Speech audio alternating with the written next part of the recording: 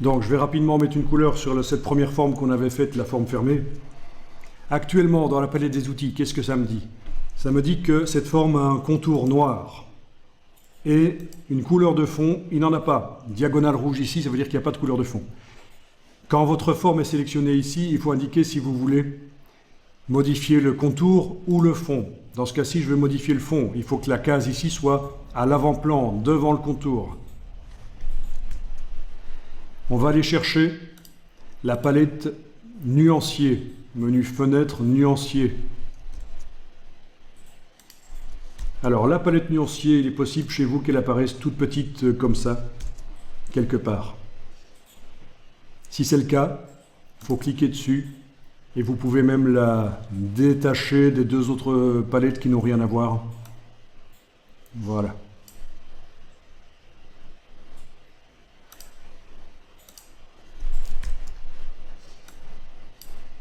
La palette nuancier, je vais l'agrandir par sa petite case en bas à droite là.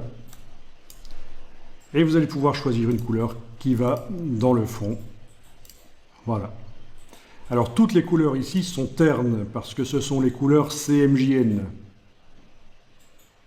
Si on survole et qu'on garde le pointeur sans bouger, l'infobulle nous indique les valeurs CMJN. Donc ce sont des couleurs imprimables, mais imprimables chez l'imprimeur, avec son système offset qui n'est pas extrêmement performant au niveau de la saturation des couleurs. Sur une imprimante jet d'encre, on peut imprimer des choses plus vives. Les encres coûtent cher, vous le savez, elles sont pures. Chez l'imprimeur, elles sont un peu pas chères, c'est des encres de labeur, c'est des encres pour faire des dizaines de milliers d'impressions. Voilà, elles sont pas chères, mais le jet d'encre, en général, c'est moins cher. Le laser couleur aussi. Non, c'est plus cher, je veux dire, le jet d'encre, excusez-moi. Le jet d'encre, c'est plus cher que chez l'imprimeur. Le laser couleur aussi. Donc, au niveau des performances, c'est plus performant. C'est plus saturé. Et c'est pour ça que c'est intéressant de faire ce qu'on a fait, créer des images, des documents RVB. On va pouvoir mettre des couleurs vives si on veut là-dedans. Intéressant, si vous voulez communiquer avec des couleurs vives, vous faites du manga, vous faites des illustrations sur de la nourriture, des logos qui ont un rapport avec la nourriture. Ça peut être intéressant d'avoir une palette plus grande. Et donc, ce que vous pouvez faire, c'est aller dans le menu ici de la palette nuancier et demander « Nouvelle nuance ».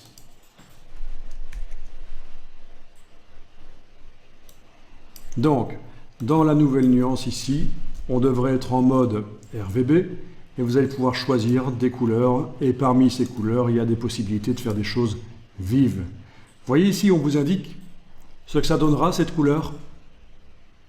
Ici, si vous l'imprimez chez un imprimeur sur un système offset, vous voyez que c'est difficile d'avoir des roses vifs, des verts vifs, mais c'est pas grave. Qui peut le plus, peut le moins. Il vaut mieux faire une illustration avec des couleurs vives, et si je l'imprime chez l'imprimeur, ce sera terne, mais si je l'imprime sur une jet d'encre, si je le monte sur un smartphone, sur un écran d'ordinateur, ça va rester vif. Voilà. Et donc, la mauvaise logique qui est généralement appliquée, c'est que parce que parmi tous les appareils que j'utilise, il y en a un qui est faible au niveau des couleurs, mais je vais travailler pour cet appareil-là. Non, ce n'est pas la bonne logique. Ce qu'il faut, c'est travailler pour le meilleur appareil qu'on a à sa disposition, qui est en fait notre écran. Et on va décliner, on va faire des versions pour les différents appareils et en fonction de leurs caractéristiques, de leur performance, ils vont imprimer plus ou moins, ils vont afficher plus ou moins vif. Vous voyez ? C'est un peu comme si j'invitais chez moi des invités. J'aime bien boire du vin, mes invités aussi, mais il y a le petit Kevin qui a 10 ans qui vient avec, et lui, le vin, ça ne l'intéresse pas, c'est du Coca-Cola qu'il veut. Et la logique débile qu'on pourrait appliquer, c'est, puisque Kevin est là, tout le monde va boire du Coca-Cola. Mais non. Et la logique débile ici, dans ce contexte-ci, c'est, puisque chez l'imprimeur, les couleurs sont ternes, je fais des images avec des couleurs ternes. Mais non. Il faut faire des images avec des couleurs vives, et chez l'imprimeur, ben, ce sera un peu plus terne. Voilà. J'espère qu'avec cette petite comparaison, vous voyez un peu à quel point c'est absurde de vouloir faire des images en 2021 en CMJN. Et le CMJN a été mon métier dans les années 90. J'étais photograveur, donc je n'ai rien contre le CMJN. Ça a été mon métier dans le monde de la publicité, voilà, des images publicitaires. C'était mon métier de tous les jours. Je travaillais avec du CMJN. Mais les temps changent. Les temps changent et les métiers sont remis en question régulièrement. Ça, il faut le savoir. Un métier qui est tendance maintenant, qui fonctionne bien, peut-être que dans 10-15 ans, il va être balayé par autre chose. Voilà. C'est ce qui est arrivé avec mon métier dans les années 90. J'étais spécialisé dans les images publicitaires pour les magazines, pour les grandes affiches dans les villes. Et puis, il y a une révolution qui est apparue. C'est que les photographes n'ont plus utilisé des films, mais ils ont utilisé les numériques. Et là, ça a changé beaucoup de choses. Au niveau du traitement des images, c'était complètement différent. Et donc, voilà, il a fallu que je m'adapte.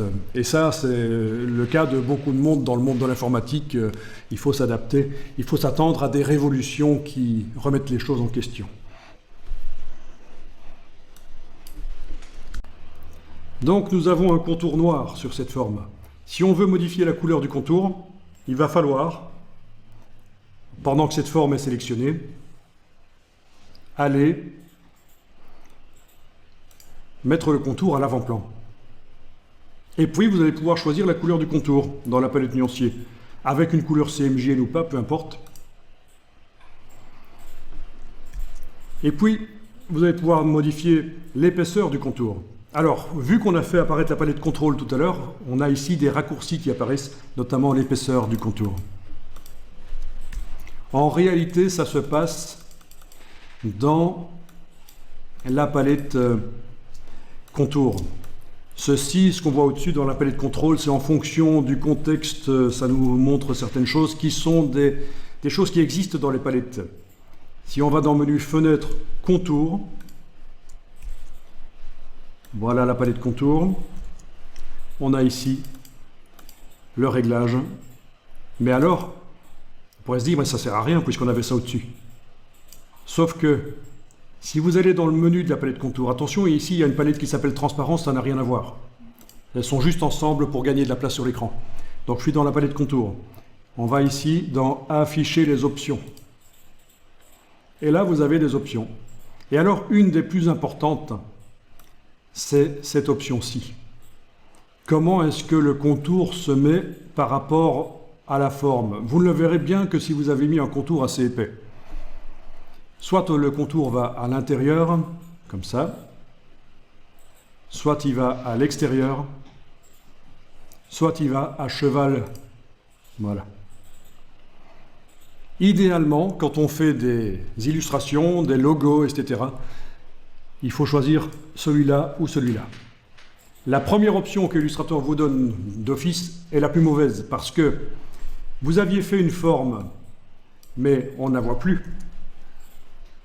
Si je clique à côté qui n'est pas sélectionnée, la forme rose que j'avais faite précédemment, on ne la voit plus. Oui, on voit du rose, mais ce n'est pas vraiment celle-là parce que ça déborde, le contour déborde sur elle. Donc le seul moyen d'arriver à voir cette forme, d'ailleurs, quand on reclique là sur le bord, on voit les vecteurs.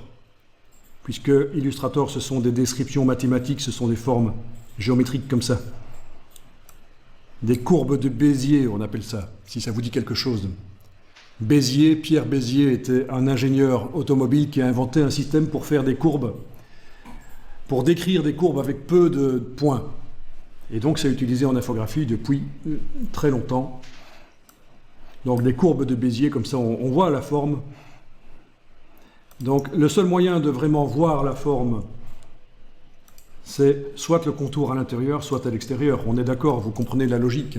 Ce sera la même chose quand on va mettre des fonds et des contours sur des polices de caractères.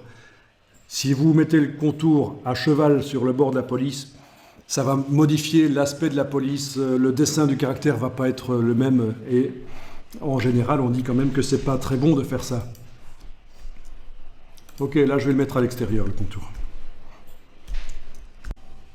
Voilà, donc il est toujours possible de modifier bien sûr la couleur de fond, la couleur de contour, tout ça est encore modifiable. suffit de mettre la bonne case à l'avant-plan. Et bien sûr, à la place d'une couleur unie, on va pouvoir mettre des dégradés. Ce sera montré un peu plus loin. Des dégradés, des motifs, des dégradés qu'on fait soi-même ou des motifs qu'on fait soi-même aussi. Donc les deux sont possibles. Ça, c'est intéressant. Parce que le motif, la répétition d'un logo, la répétition d'un graphisme, c'est une manière facile de générer du graphisme visuellement riche par la répétition. Alors une fois que la forme est remplie, pour la sélectionner, je ne suis pas obligé d'aller sur le bord. Je peux aller au centre, cliquer sur elle, ça marche. Vous voyez, là je clique sur elle, je clique à côté, elle se sélectionne, elle se désélectionne. C'est un logiciel où il est important d'indiquer sur quelle forme on travaille. Pour celle-ci, on va la sélectionner. Vous avez fait aussi une forme qui n'est non fermée. On la sélectionne et on va pouvoir faire la même chose, indiquer une couleur de fond, une couleur de contour.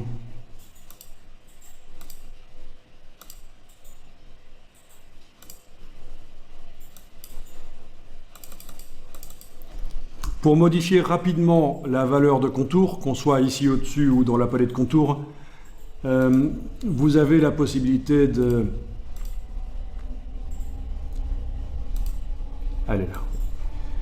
d'enfoncer la touche majuscule, la touche Shift, pendant que vous modifiez ici.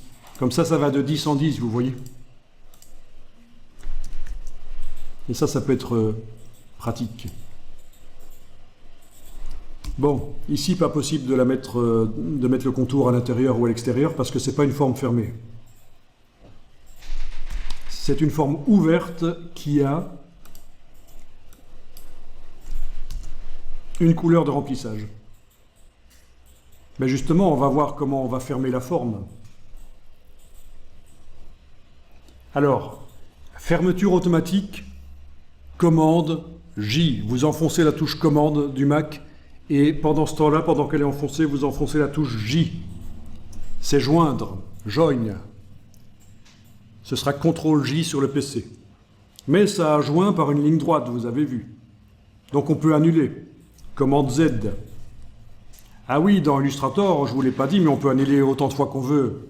Si je fais commande Z, commande Z, commande Z. Et pour rétablir, c'est commande majuscule Z. Commande Shift Z. Donc je garde les deux doigts enfoncés sur commande et Shift et j'enfonce brièvement la touche Z. Voilà, ce sera CTRL Shift Z sur le PC. Bon, là je vais une fois en arrière, voilà, avant d'avoir fait joindre.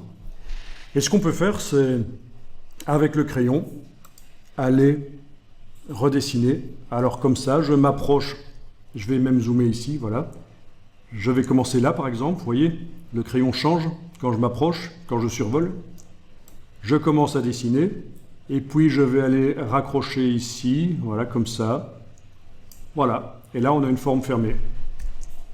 Et là, on peut choisir du coup si le contour est à l'intérieur ou à l'extérieur.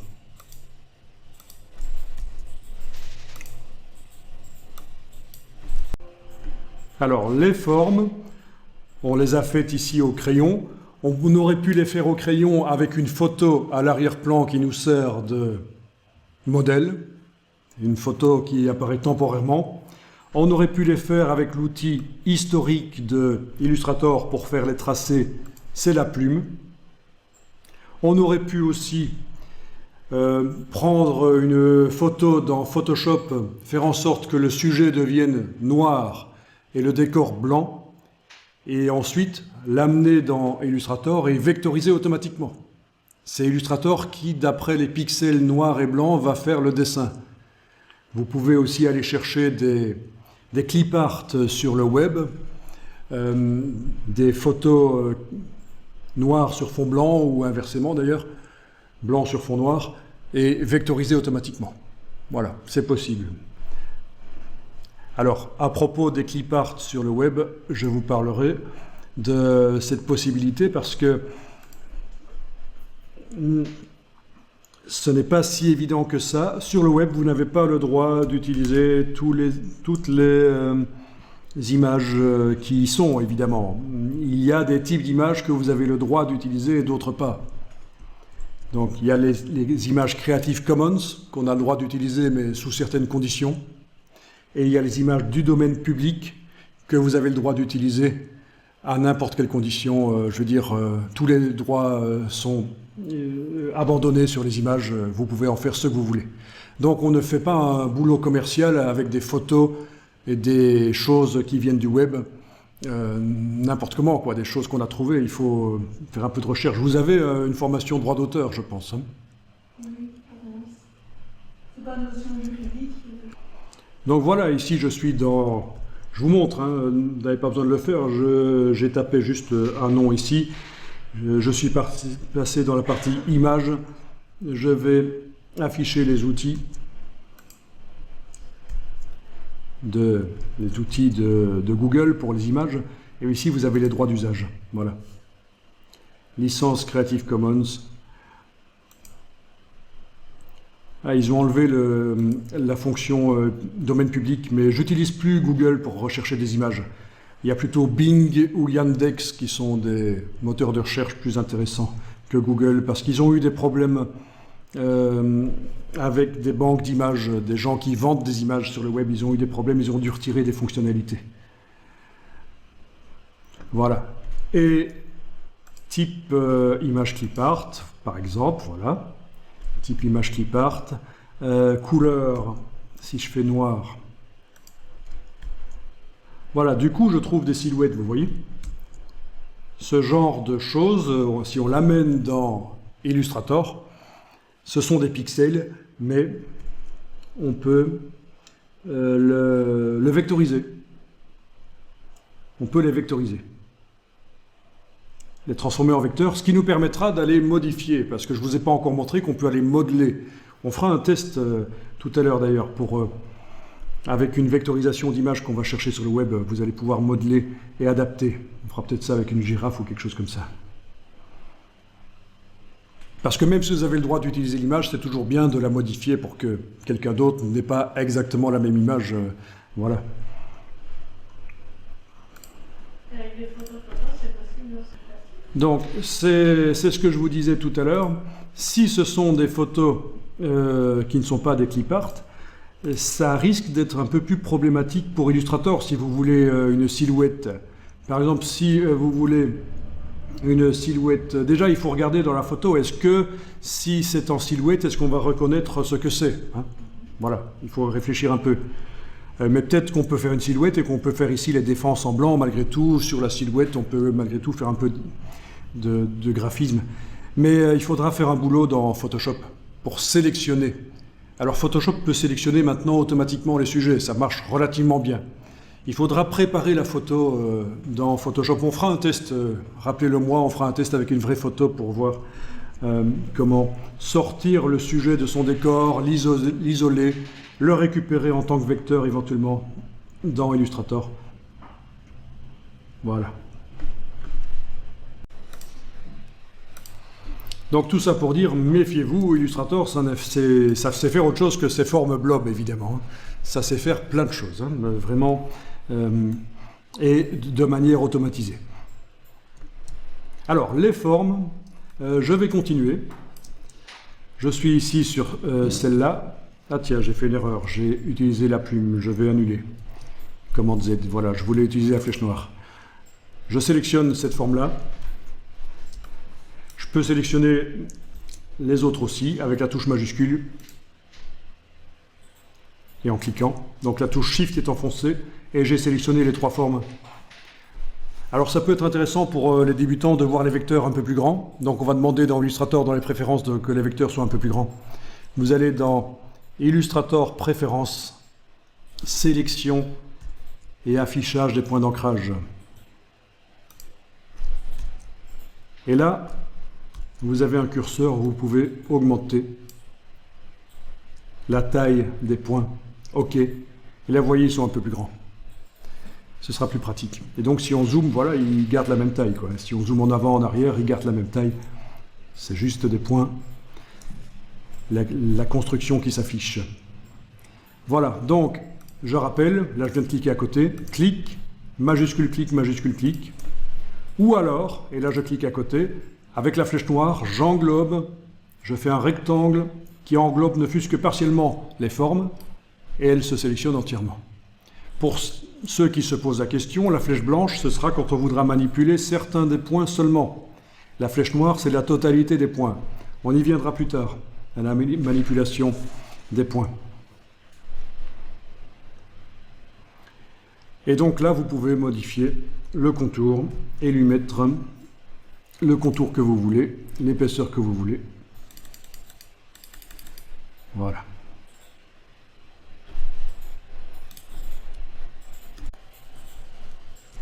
Alors, si vous sélectionnez une forme, avec le crayon, vous allez pouvoir venir la retravailler. Je vous conseille de double-cliquer sur le crayon et directement, on va le régler comme il faut.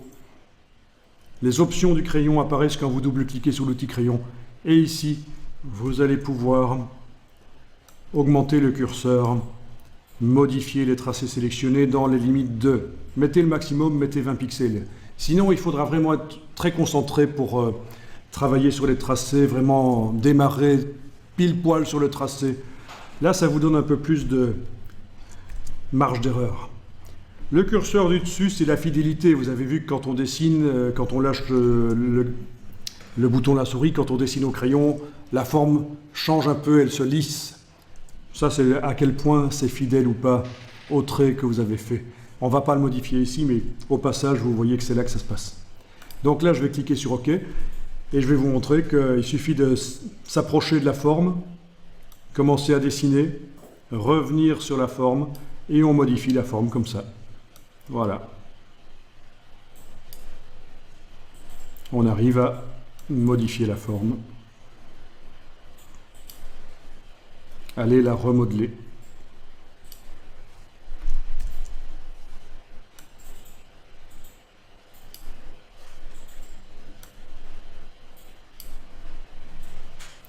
Voilà. Alors, ce qui peut arriver, c'est que ça foire. Si vous avez démarré de là, mais vous arrêtez pas sur le bord, vous voyez? Donc, plutôt que de continuer pour aller rejoindre la forme, j'arrête là. Voilà, on a quelque chose comme ça qui se passe. Il vaut mieux annuler dans ce cas-là, commande Z. Donc, quand on modifie la forme, il faut démarrer de la forme et revenir sur la forme. Voilà, c'est comme ça.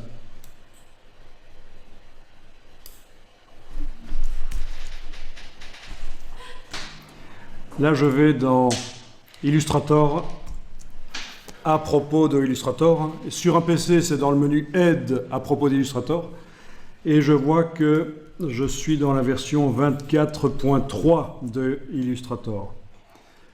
Donc, c'est la version 2020, mais qui est en fait la 24e version de Illustrator. Et c'est la 3e révision de cette version. Et toi, tu es dans 24.1.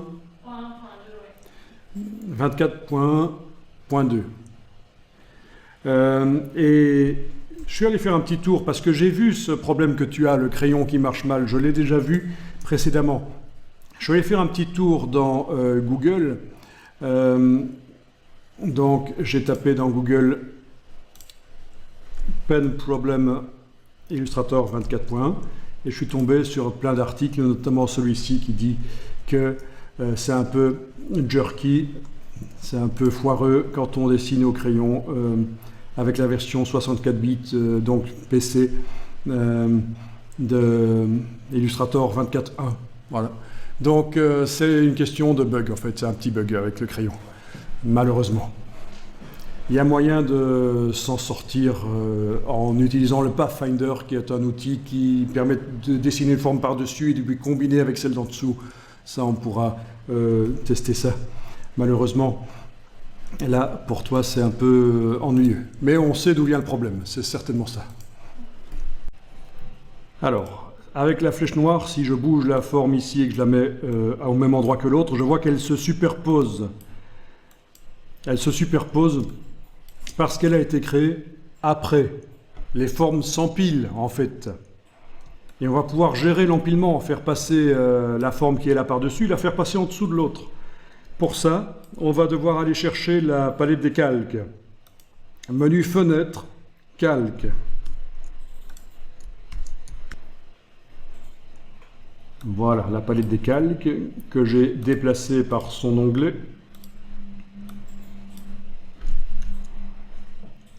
Alors ça peut être bien pratique d'agrandir les vignettes parce que c'est fort petit. Si vous êtes habitué à Photoshop, vous voyez que c'est plus petit que dans Photoshop. Si vous allez dans le menu de la palette des calques, jusqu'à la ligne Options de panneau, c'est la dernière ligne du menu.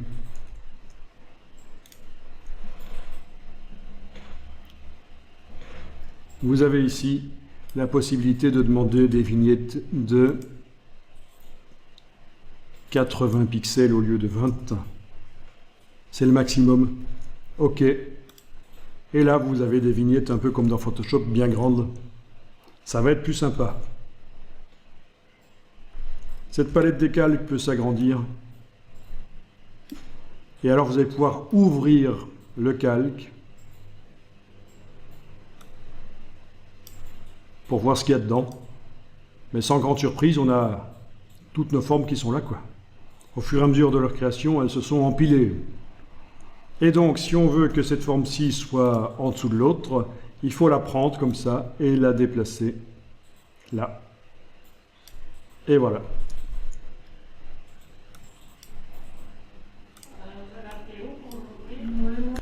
Donc, c'est dans Fenêtre, Calque. Et il est possible que ça apparaisse comme ça chez vous sous forme d'une petite vignette minuscule. Il va falloir cliquer sur elle et la détacher. Sinon, elle est sans doute ici au-dessus, à droite. Calque.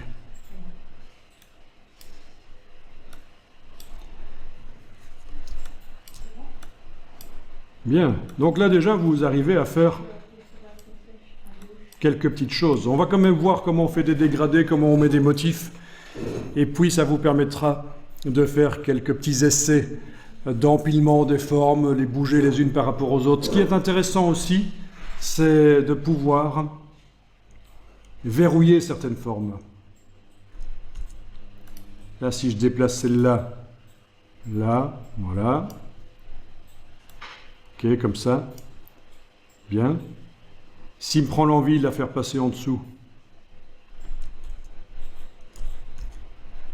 vous voyez, cette ligne-là qui est sélectionnée, c'est celle-là. Elle est marquée par un carré ici. Voilà, si je la fais passer en dessous de tout, voilà, elle est plus visible. Si je clique à côté, on ne la voit plus, pourtant elle est là, quelque part. Vous voyez, je vais refaire la même chose ici avec cette forme-ci, si je la sélectionne, voilà. Je vois où elle est, c'est celle-là. Le petit carré ici dans la palette des calques, le petit carré m'indique que c'est cette forme-là. Si je la fais mais en dessous, là, elle est sous la grande forme. Si je clique à côté, rien n'est sélectionné. Pour resélectionner la forme, c'est pas évident. Donc, une solution, c'est de verrouiller avec la deuxième colonne ici, ou d'enlever l'œil. Vous avez deux solutions. Si vous enlevez l'œil en face de la forme, bien sûr, vous pouvez aller sélectionner et faire ce que vous voulez, le repositionner, etc. Ou alors, vous la gardez affichée, mais vous la verrouillez. Comme ça, quand vous essayez, avec le rectangle ici, de sélectionner ce qu'il y a derrière, ça se sélectionne, sans que la forme qui cache là ne se sélectionne, puisqu'elle est verrouillée. Donc ça peut aider. Et donc, vous pouvez éventuellement déplacer. Voilà.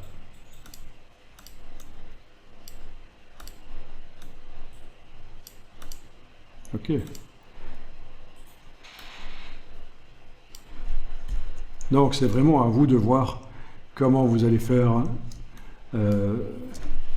votre illustration. Et tout ceci peut aider. Donc, le verrouillage d'une des formes peut aider. Vous voyez, je commence à déborder par le haut, là.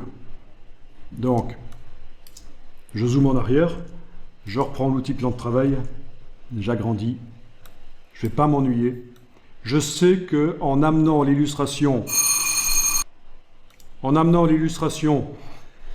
Dans un autre programme, je vais pouvoir la mettre à la dimension que je veux. Même dans Photoshop, on peut mettre du vectoriel et Illustrator dans Photoshop ou dans InDesign ou ailleurs, ou en faire pour un site web. Voilà. Alors il serait intéressant d'enregistrer le document. Donc vous allez pouvoir faire fichier enregistrer sous, même si il est prévu que quand ça plante et qu'on réouvre le document, s'enregistre. Je veux dire, il y a une sauvegarde automatique, un backup automatique, il va se réouvrir si ça a planté, ou en cas de panne de courant. Alors, vous avez fait fichier enregistrer sous, et on va faire enregistrer sur l'ordinateur.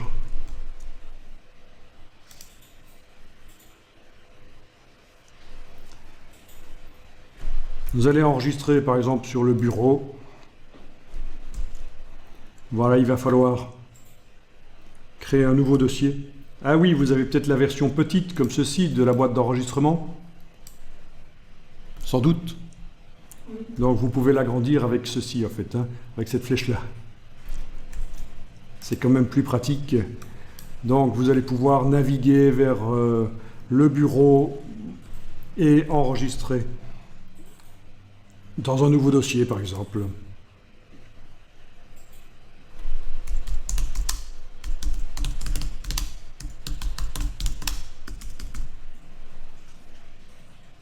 Mettez ce que vous voulez comme nom. Le document va s'enregistrer avec l'extension .Adobe Illustrator. Techniquement, sur un Mac, cette extension n'est pas nécessaire pour que le fichier fonctionne, mais je vous conseille de la laisser puisque sur les PC, si on transfère les documents vers un PC, et c'est totalement compatible de Mac à PC, les documents, à part peut-être les polices de caractère, mais les documents Photoshop, Illustrator, tout ça sont compatibles, ils passent d'une version PC à Mac, mais ça nécessite sur le PC d'avoir l'extension des fichiers qui restent bien là. Donc je vous conseille de rester en Illustrator, comme ça le point AI, on ne l'efface pas. Vous avez des options ici, vous pouvez directement cliquer sur OK, il n'y a pas besoin de régler les options.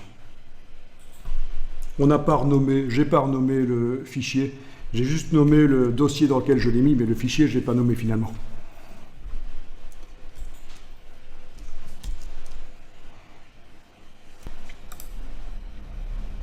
Oui, dans les préférences gestion des fichiers, vous n'êtes pas obligé d'y aller, je vous montre juste dans les préférences gestion des fichiers. Toutes les 2 minutes, le fichier est enregistré. Donc si ça plante, vous n'allez pas tout perdre. Malgré tout, il vaut mieux enregistrer. Et enregistrer de temps en temps sous un nom différent pour garder les anciennes versions au cas où vous faites une erreur créative ou technique sur le document. C'est toujours bien d'avoir les anciennes versions.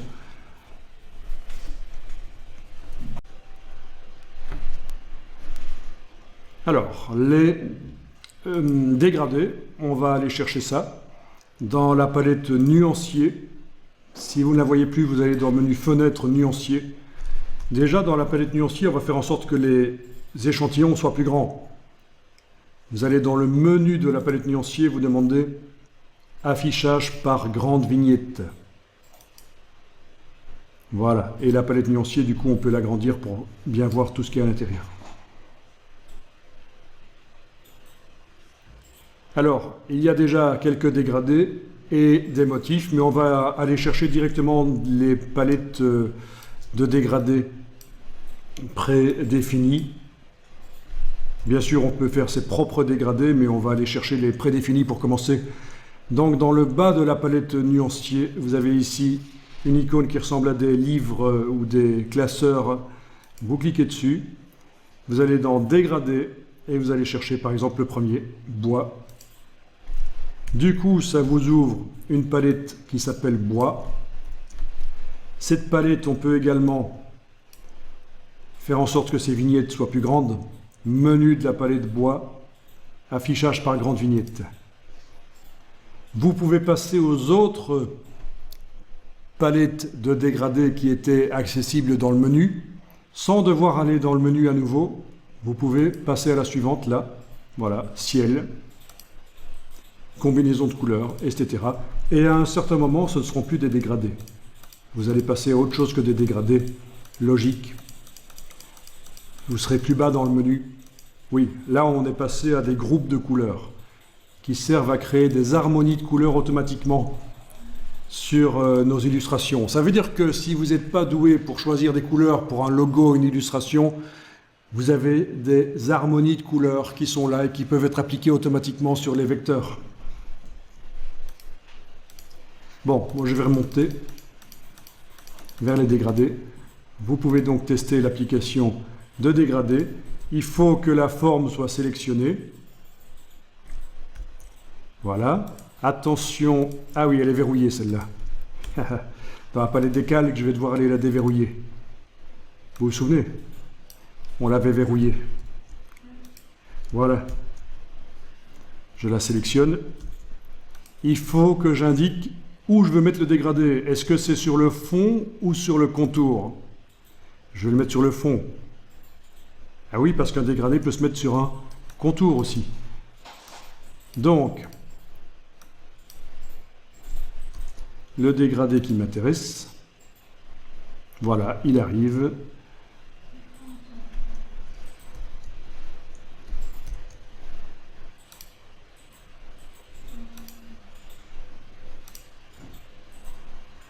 Voilà.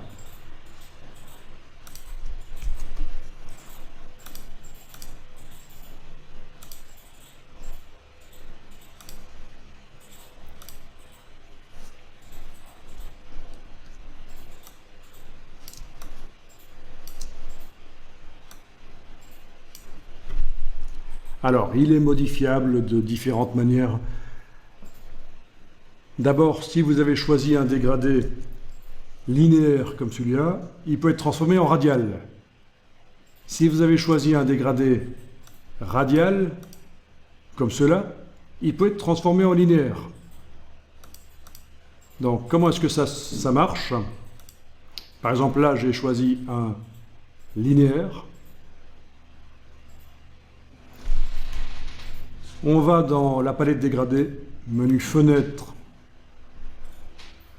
dégradé de couleur. Et là, on va choisir le type à la place de linéaire, radial ou inversement. Et ça change le type de dégradé. Dans tous les cas, qu'on soit en linéaire ou en radial, on a la possibilité d'inverser le dégradé. Vous avez la palette entière qui est apparue ou vous avez la palette toute petite qui est apparue comme ça? Si elle est apparue toute petite comme ça, il faut aller dans le menu et demander « Afficher les options ». La palette dégradée dans le menu fenêtre. Donc possibilité d'inverser. Le type de dégradé. Ici, dans la palette, toutes les couleurs peuvent être modifiées, on peut en ajouter, on peut en enlever. Le dégradé est modifiable. Si on double-clique sur une couleur, on a une boîte qui apparaît avec les couleurs qu'on peut changer.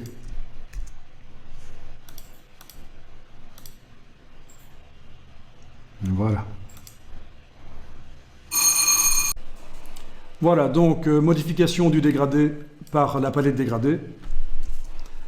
De linéaire à radial ou inversement, inverser les couleurs, modifier les couleurs en double-cliquant dessus. Vous verrez que si vous cliquez sous la barre ici et qu'il n'y a pas de couleur, ça va en mettre une. Vous allez pouvoir changer cette couleur-là, parce que quand on clique, la petite pastille qui arrive, elle a une couleur qui ne change pas le dégradé, mais on peut aller en indiquer une autre. Voilà. Pour enlever une couleur, une fois qu'on en aura mis une, ben, il faut prendre la pastille, l'enlever du dégradé.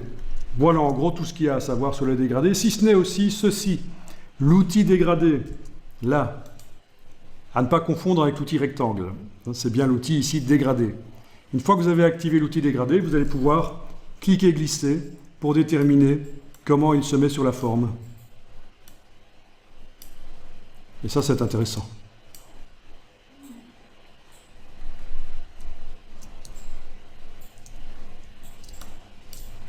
Ensuite, autre chose, avec la flèche noire ici, je vais sélectionner l'autre forme ici.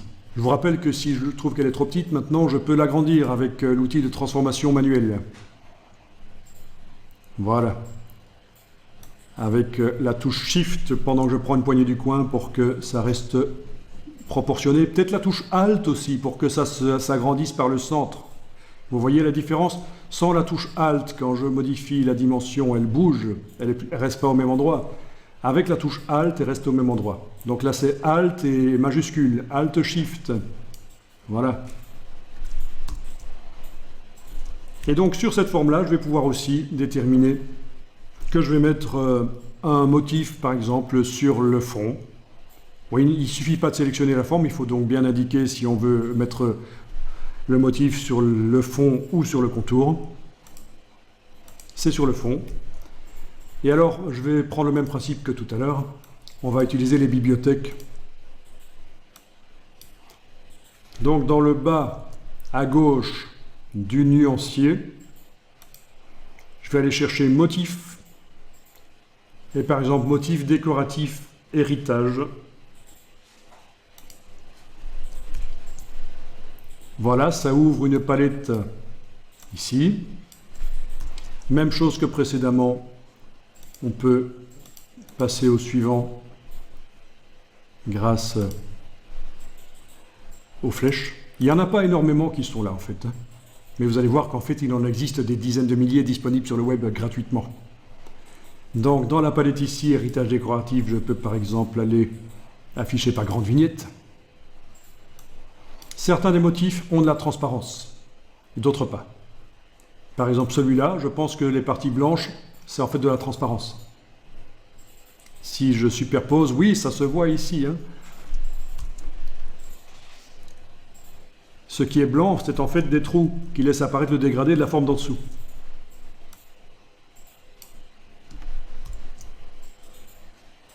D'autres dégradés n'ont pas de transparence. D'autres motifs, je veux dire, n'ont pas de transparence. Voilà.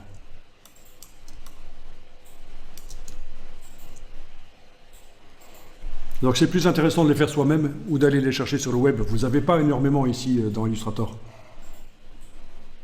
N'empêche, on peut voir comment modifier la dimension du motif à l'intérieur de la forme. Et ça, c'est quelque chose qui n'est pas si évident que ça, parce que c'est un peu foireux dans Illustrator. Il y a une touche à enfoncer tilde sur le clavier, mais ça ne marche pas, on n'arrive pas à l'enclencher la plupart du temps. Déjà, la touche tilde, les gens ne savent pas ce que c'est. Et donc, voilà la solution. Vous avez réussi à mettre un motif dans le fond de la forme. La forme est toujours sélectionnée. Vous allez activer cet outil-ci, qui est un ancien outil pour transformer, pour modifier la dimension des objets. Cet outil-là. Peut-être qu'il est caché derrière un autre. Donc dans ce cas-là, il faut aller le chercher. Oui, dès que vous avez ce petit triangle sur un outil, ça veut dire qu'il y en a d'autres qui sont cachés derrière, en fait. Hein. D'accord ? Donc voilà, l'outil de mise à échelle est enclenché. Je vais double-cliquer sur lui. Et ça ouvre une boîte. Et alors, dans cette boîte, il va falloir choisir, ici, ce qu'on transforme. Et alors, la transformation d'objets, la plupart du temps, on ne va pas le faire, puisqu'on sait qu'on peut transformer les objets avec l'outil de transformation là. Non, ce qu'on va faire, c'est décocher transformation d'objet. Transformation de motif doit être cochée. Vous avez la case aperçu qui est cochée. Vous allez voir directement derrière ce que ça va donner. Si vous n'avez aucun objet activé, la case sera grisée ici. Si elle est grisée inaccessible, ça veut dire que vous avez oublié d'activer l'objet avec la flèche noire avant d'aller double-cliquer sur l'outil de mise à échelle. Et alors ici, vous allez pouvoir indiquer, voilà, par exemple 200. Touche tabulation sur le clavier, c'est la touche qui est juste à gauche de la touche A sur le clavier AZERTY. Et ça valide, et là, il est à 200%. Donc pour ceux qui ne connaîtraient pas la touche tabulation, je vous montre, parce que j'ai remarqué que la touche tabulation, c'est parfois un peu... Alors, bon, ok, c'est pas le clavier que je cherchais, c'est bien. Ah si, ça va, il n'y a pas de problème, c'est parce qu'il montre les touches du dessus en grand, ça m'a perturbé. Voilà, ça c'est la touche tabulation. Avec la touche tabulation, quand vous êtes dans une boîte de dialogue comme ça fait passer, quand vous avez modifié, ça fait passer au cartouche suivant. Ça modifie la valeur suivante. Je veux dire, ça vous permet de modifier la valeur suivante. Et en fait, ça valide celle où vous étiez. Là, par exemple, si je mets 50, touche tabulation, voilà, j'ai le motif à 50. 150, voilà. Voilà, ça c'est une bonne méthode pour modifier la dimension du motif. OK. Et alors, vous avez l'orientation du motif avec l'outil qui est là juste à côté, l'outil de rotation. Si vous double-cliquez sur lui, ça va être le même principe, transformation de motif, pas transformation d'objet. On modifie ici avec la case aperçu cochée, vous allez pouvoir voir ce que ça donne quand on tourne. Évidemment, avec certains motifs tournés, ça ne se verra pas. Je veux dire, si vous avez un motif de grain ou des choses comme ça, on n'arrivera pas à voir qu'on le tourne. Quel motif poserait problème ici? Bon, apparemment, aucun. Si on les tourne, ça se verra, mais je veux dire, si vous avez des motifs texturés, si vous le tournez, vous n'allez pas voir la différence.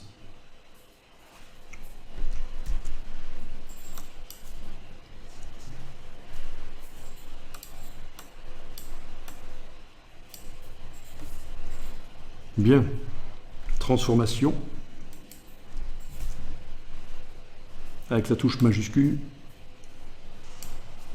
Voilà, le motif s'est redimensionné avec.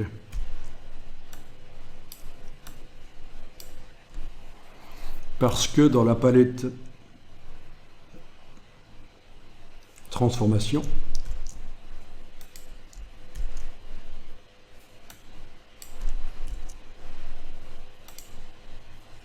c'est réglé pour que quand on transforme l'objet, ça transforme aussi le motif. Voilà, petit détail.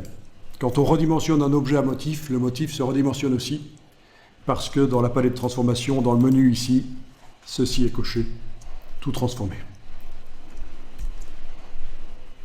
Si on voulait que le motif ne se redimensionne pas, il faudrait enclencher, transformer l'objet.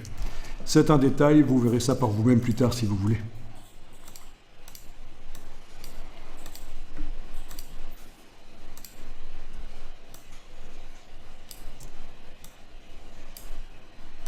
Ok, on fait de l'abstrait, on fait du Picasso, mais c'est pour comprendre comment fonctionne Illustrator. Alors, pour ce qui est de manipuler les formes, vous avez les bases, là, vous avez ce qu'il faut. On devra voir comment on peut, au départ d'une image noir et blanc ou une image photographique, donc un clip art ou une image photographique, comment on peut obtenir des formes dans Illustrator. Évidemment, ce sera plus facile en vectorisant. Illustrator va dessiner lui-même la forme. Mais là, j'aimerais bien passer à la question du texte, qui est quand même très intéressante dans Illustrator. Donc, je vais zoomer en arrière, mettre le plan de travail un peu sur la gauche comme ça et l'agrandir avec l'outil plan de travail. Parce que j'ai besoin de place pour faire la suite avec l'outil plan de travail. Alors techniquement, il est possible de faire un deuxième plan de travail et puis de les sélectionner avec l'outil plan de travail.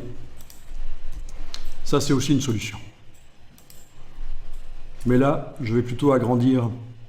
J'ai supprimé avec la touche suppression du clavier le deuxième plan de travail que j'avais fait et je vais plutôt agrandir comme ça, de manière à pouvoir avoir de la place pour faire du texte. Alors, vous avez l'outil texte, il y en a plein d'autres derrière. Si vous voulez, on peut les détacher complètement de la palette des outils. Si vous entrez dans le menu et que vous allez sur la barre verticale ici, ça détache complètement la palette et vous les voyez tous qui sont là. Donc, qu'est-ce qu'on a comme outil? L'outil texte normal, mais qui a il y a deux manières de l'utiliser. L'outil texte captif, c'est-à-dire que si vous avez fait une forme et que vous cliquez avec cet outil-là sur la forme, vous allez pouvoir mettre du texte dans la forme. L'outil texte sur le bord d'un tracé, ça ce sera utile pour faire un effet de tampon, un effet camembert, vous voyez, boîte de camembert. On fera des cercles et on ira mettre le texte qui tourne le long des cercles.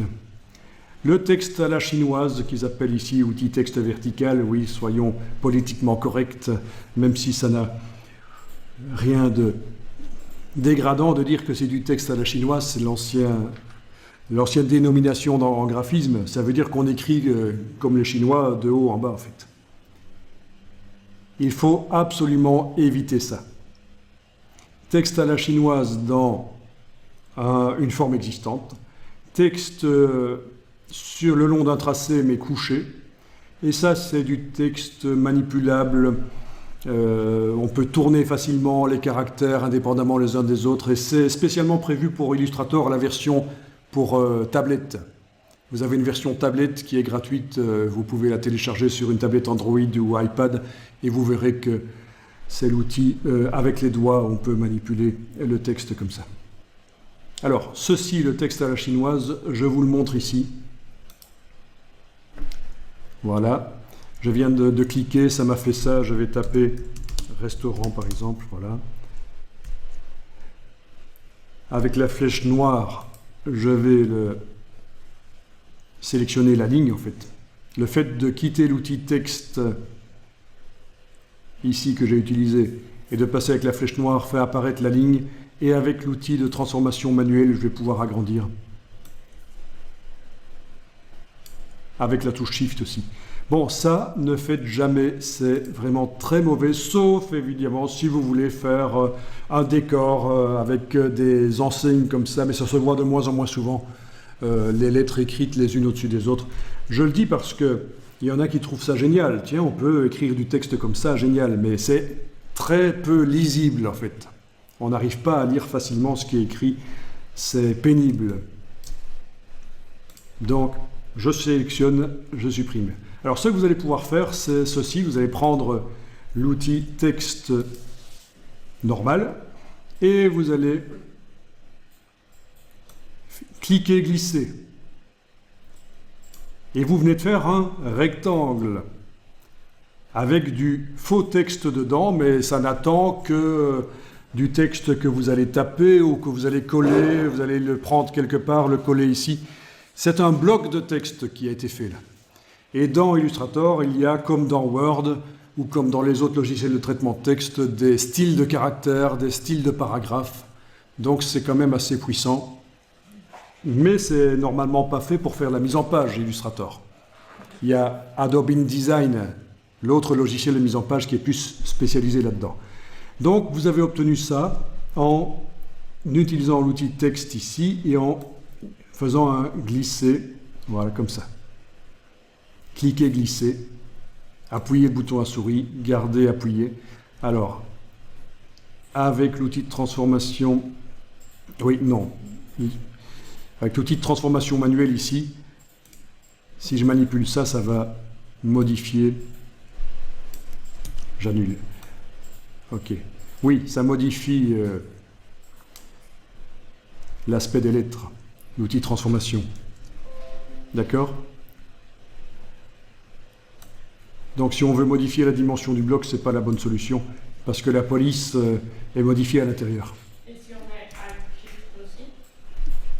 Avec Alt-Shift, ça doit revenir à la même chose, oui. Non, ça ne revient pas à la même chose, parce que là, les proportions sont gardées. Oui. Par contre, la police s'est agrandie. Ça peut être intéressant. Mais autre chose, ici, je vais le tester sur le texte d'à côté, avec la flèche noire. Je pense que si je prends la flèche blanche, ici, en réalité, que je clique à côté, puis que je viens englober une partie,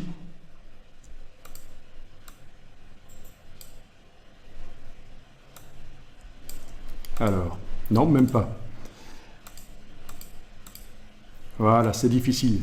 C'est pas souvent que je fais ça dans Illustrator, parce qu'en fait, on utilise InDesign pour du long texte. Vous allez voir qu'après, on va passer à la chose la plus intéressante dans Illustrator, c'est des titres. Oui, avec la flèche blanche, je vais cliquer sur le point ici.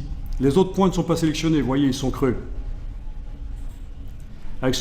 Avec la flèche blanche toujours et la touche majuscule, je vais activer celui-là. Voilà. Donc ces deux-là sont activés. Et normalement, quand je prends le vecteur ici avec la touche majuscule enfoncée, je peux le bouger parfaitement à l'horizontale et modifier la dimension du bloc. Honnêtement, c'est un peu chipot. C'est un peu du chipotage. Voilà. Il faut déplacer avec la touche majuscule, parce que si vous enfoncez pas la touche majuscule, ça déplace n'importe comment. Voilà. Donc, cliquez, majuscule clic avec la flèche blanche, bougez en enfonçant la touche majuscule, voilà. Et c'est un bloc texte. Bien. Bon, on va supprimer ces deux blocs. Avec la flèche noire, je les englobe, j'enfonce la touche suppression sur le clavier. Parce qu'on va utiliser le texte vraiment comme il doit être utilisé dans Illustrator, c'est-à-dire pour faire des mots, plusieurs mots pour faire un titre.